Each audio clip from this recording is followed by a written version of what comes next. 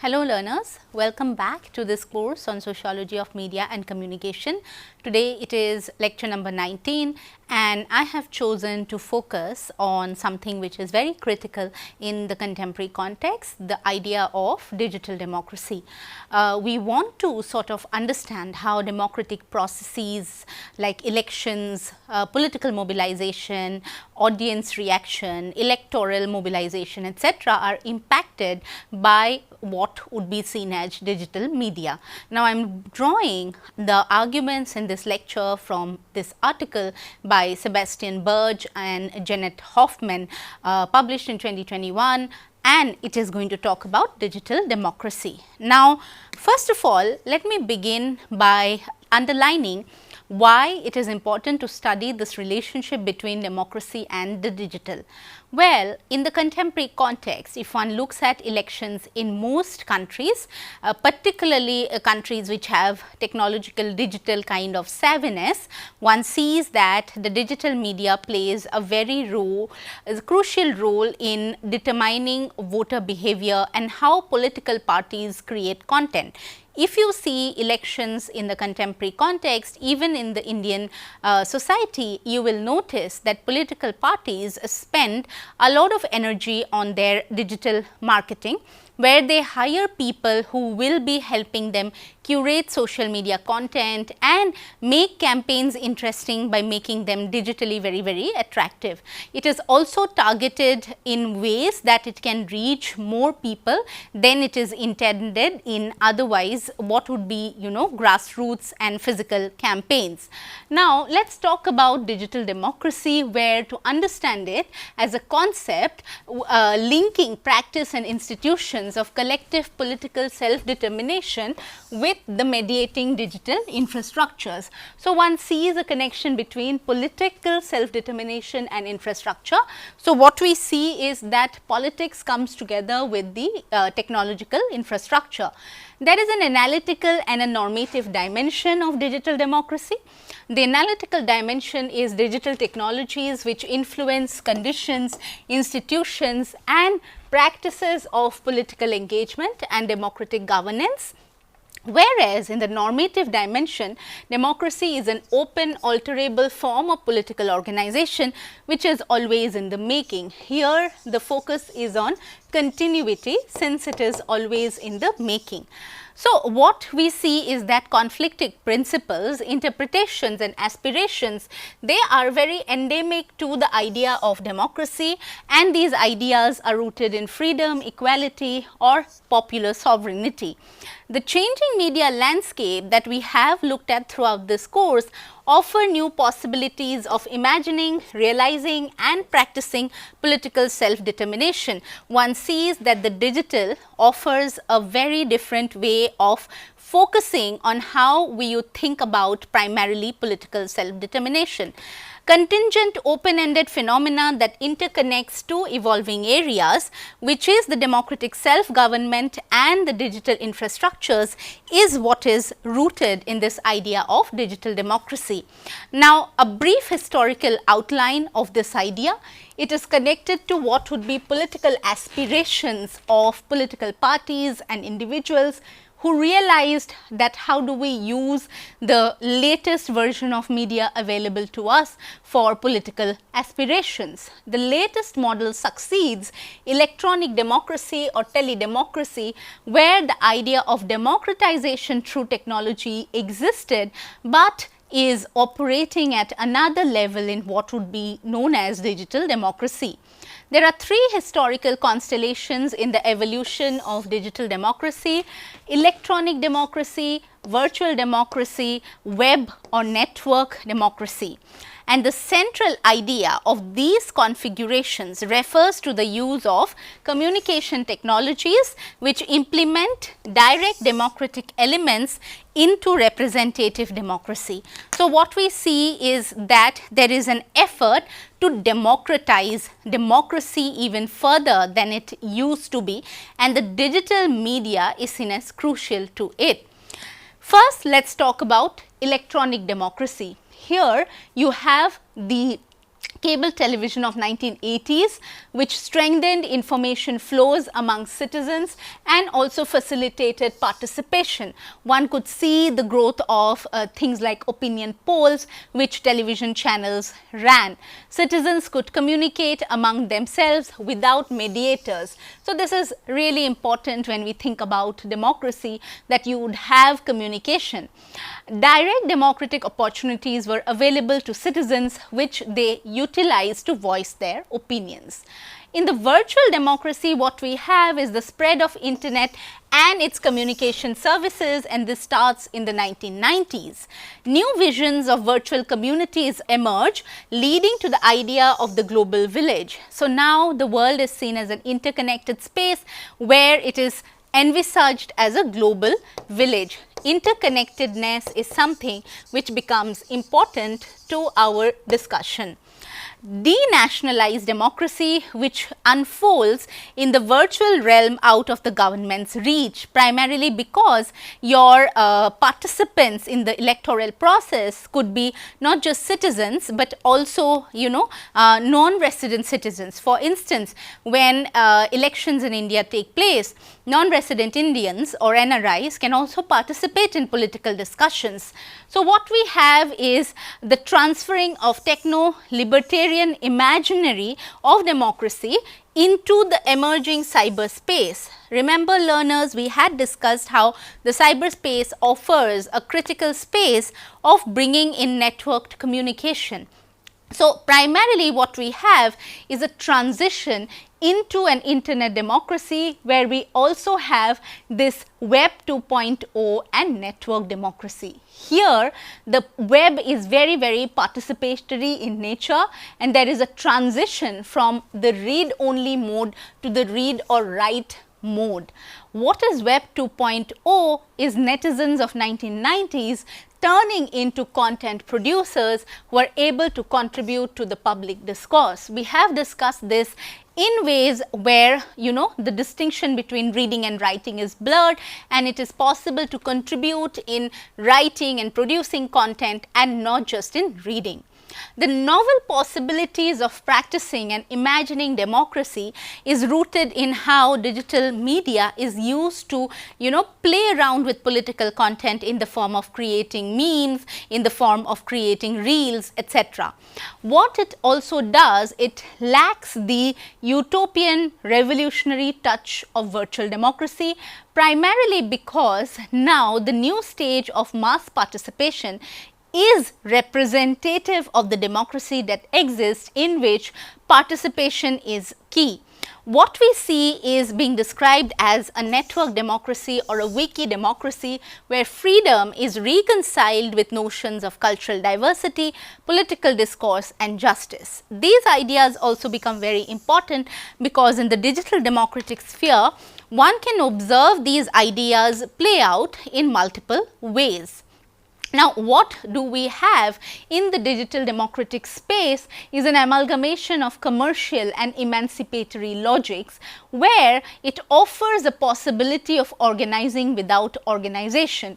Individualism and solidarity in unpredictable crowd-enabled ways gets linked. For instance, what happened during the Arab Spring, primarily where the idea of collective solidarity helped in overthrowing a regime, is an indicative of the power of social media and digital democracy, where solidarity and individual feelings both come together to create a mass movement which is digitally led. Now, the idea of this digital democracy is also rooted in deliberation, debates, and it emphasizes the role of the public sphere for collective self-determination. Here, it is important to note that in the digital sphere, it is also easier to express your opinions and views and identify with each other. That option of coming together is easier. Periods of teledemocracy and Web 2.0 democracy primarily pursued reformatory intentions. However, this version of digital democracy is more rooted in the commercialization version of democracy. This is in extension of what public sphere theorists like Jürgen Habermas have argued, where they talk about how citizenship in evolving eras become more consumerist in nature compared to the era with the evolution of the public sphere. Now, there is, however, a potential for a more direct and democratic self-determination, because you are able to express your opinion digitally in ways that you do not need support from others. Now, how is this democracy mediated in this digital constellation? How does democracy operate? One notices the growing fragility of powerful political parties, dethroning of elections and electoral bodies, as well as a profound structural change of the public sphere. The authors focus on how the structure of the public sphere changes, where there is also an eroding agenda setting power of the mass media in favor of a more direct form of political communication. Mass media, as people like Habermas and others would argue, becomes a tool of political communication rather than questioning and seeking accountability from governments.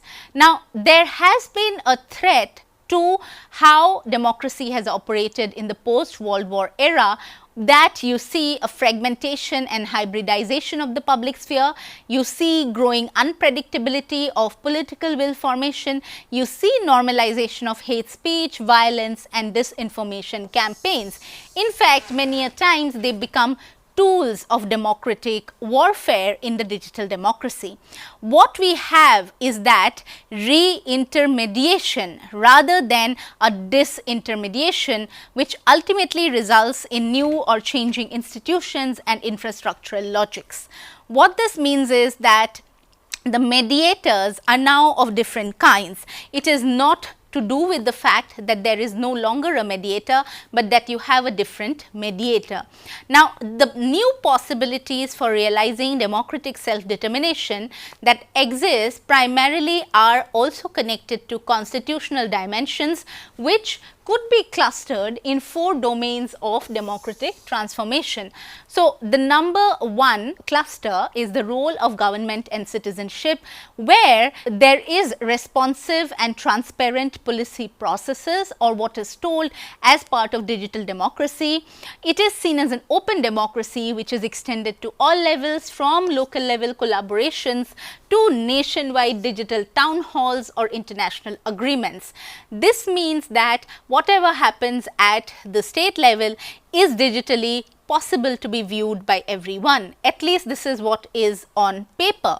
Sidelines political parties and traditional hierarchies, because if you have a solid digital game, you can also vouch for yourself as an independent candidate. The power is shifted to how social media is used in creating an image which propels you to victory in electoral processes. One example that comes to mind is from the recent New York mayor elections, where Zohran Mamdani was able to use social media effectively to curate an image that eventually led to his victory. What you see is horizontal forms of civic collaborations and also a realization of the common good which is promised through this role of the government and citizenship. The second idea or cluster is the public sphere. We have had many discussions of the public sphere, and in the digital space what you have is user generated content, which is the highlight of the public sphere in the digital space. You have the introduction of many communication services, and it creates networked publics. The publics are networked, they are connected through networks on multiple levels. A communication infrastructure is formed which enables and shapes the present, kind of mass self communication. So, you can be using your Facebook live option or your Instagram live option to communicate with a live audience without really spending a lot of money on other kinds of infrastructure. So, changing representation of the public and the diversifying watchdog function. The watchdog is now no longer the mainstream. It is also people who might feel that they are marginalized, and they come and tell people that, you know, we also need representation. There is a blurring of what the established social and legal boundaries between the production, circulation and consumption of news are, and primarily this has also had a bearing on journalistic standards of relevance, where they are competing against content curators or creators, and the argument now becomes that who is creating and curating news, who has the right to do so. Primarily, do journalists with a media vocational training have the right to create content, or can it be also done by people who offer some sort of opinion on an issue? We have seen the rise of YouTube content creators who have millions of followers, and people watch them easily on the phone, and they are seen as a significant part of what this digital democracy is.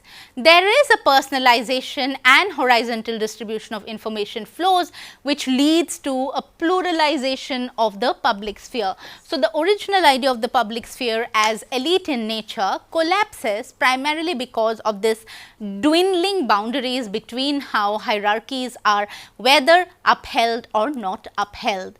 Now, interestingly, the third cluster that we are going to discuss is about political action beyond participation and representation. What it means is that we also have mobilizing for political issues, and this could be where there is a mobilization aimed at primarily bringing people together, which could then become a political issue. There is also something called hashtag activism, something that you must be familiar with, something that was very evident in the Black Lives Matter movement as well as in the Me Too movement, where there is a diversification of traditional forms of journalistic agenda setting, as the issues are no longer about what only the media decides, but also what the people decide.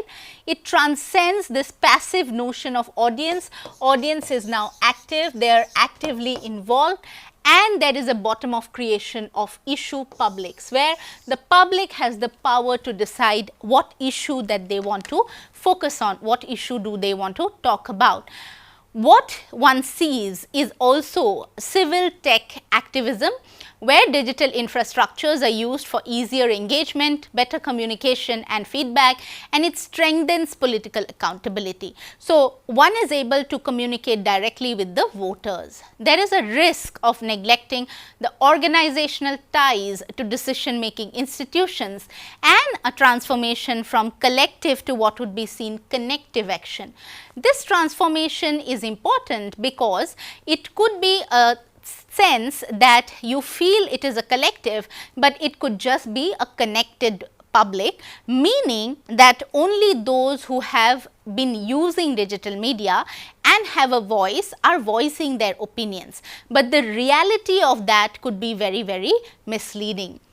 The horizontal democratic self-organization, which happens on a broader and interactive scale, primarily leads to digital democracy tackling the hierarchical bureaucratic organization of representative democracy. So, the hierarchies that persist within the representative democratic sphere are tried to be challenged by the digital democratic sphere. The last one, domination and rights. One sees that data and datafication are new forms of power, where numbers and data algorithms, they are primarily used to exercise a different kind of power, often called surveillance capitalism, on its users. The digital platforms have a very important role to play, as they monopolize the collection and analysis of data. The digital platforms also lead to a sort of network dominance.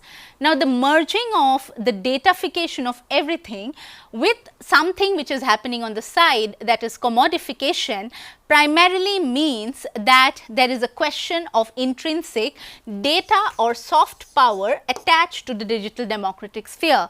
Our data are exposed and they are also vulnerable.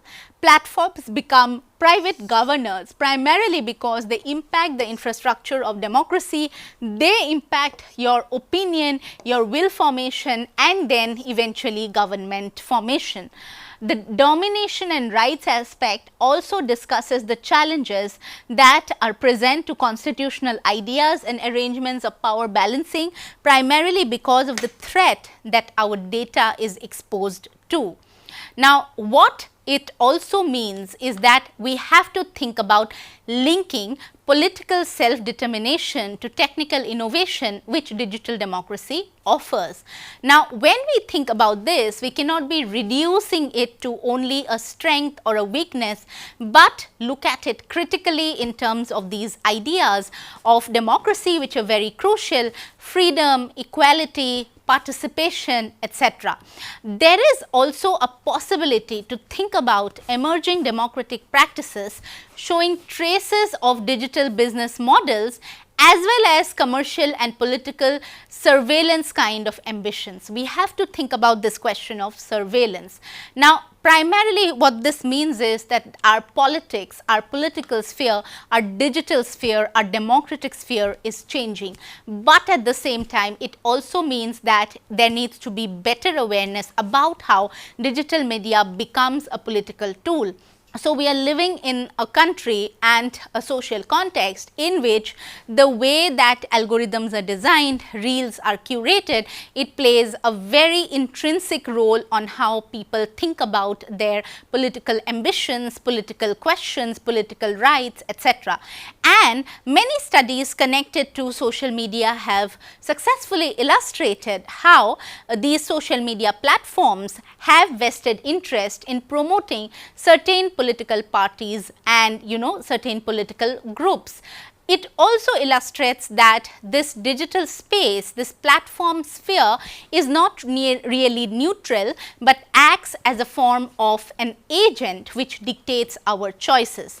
Now, when we are thinking about digital democracy, one also sees the communicative aspect which is tied to the digital democratic sphere. Here, communication is expected to be sketchy, expected to be clear, very attractive, as well as something which hits the core of a person who wants to know what is going on. The communication is never only textual, it is very audio-visual in nature. It is curated with this purpose that it reaches the right audience and impacts their minds. Therefore, when we think about communication in a digital democracy, it is also important that we think about the modes that are being used and the ways in which that communication happens. While it gives us this idea and illusion that it is possible to be better connected with each other, at the same time, it is also not a secret that there is manipulation of thoughts and manipulation of ideas. Also, we must remember that in any society, particularly in Indian society, there is a huge digital divide which basically strengthens existing social inequalities, and therefore, digital literacy, which should be crucial to function in a digital democracy, is something that also needs attention, primarily because we also have to think about how people across social groups are using the digital media to exercise their political voices and opinions. While it is clear that the digital public sphere has increased representation and access of marginalized groups, it is also very evident at the same time that the digital public primarily increases the capital of existing privileged social groups, where it is possible to make your viewpoint and exchange opinions primarily rooted in how you think about something, And if you come in with a privilege, be it that of gender or caste or class, there is a possibility that it is more taken seriously. For instance, when we think about the role of citizens in a digital space, we also should think about their social locations and the way that those intersect with the usage of their digital media. I had discussed it previously also, and I will reiterate to make this point about the digital public sphere, that when we see women asserting their voices, there could be significant backlash in the form of trolling them, calling them derogatory names, abusing them, and what it eventually does is erases their presence from the digital public sphere. Very often, if they are at the receiving end of an abuse or an insult, their family members and friends may advise them to make their accounts private or go missing for a while.